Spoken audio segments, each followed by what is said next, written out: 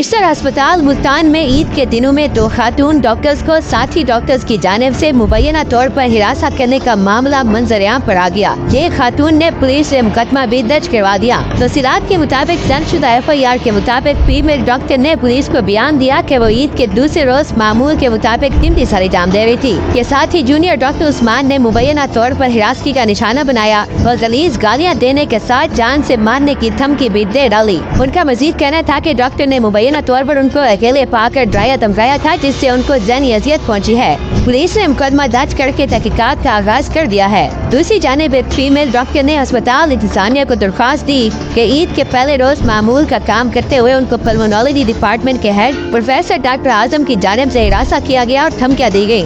اس پر نشتر اسپتال انتظامیہ نے ایک انکوائری کمیٹی بھی تشکیل دی ہوئی ہے جو تحقیقات کر رہی ہے، مگر فی الحال ڈاکٹر اعظم کو عہدے سے ہٹا دیا گیا ہے۔ نشتر اسپتال کے ترجمان کے مطابق اندرونی انکوائری کمیٹی کام کر رہی ہے جو کہ تحقیقات کر کے جلد ہی حقائق سامنے لائیں گے۔ ان دونوں واقعات پر شہری شدید تشویش کا شکار ہیں اور مطالبہ کر رہے ہیں کہ نشتر انتظامیہ شفاف تحقیقات کرے اور جو عناصر ملوث ہوں ان کو قانون کے کٹہرے میں لایا جائے۔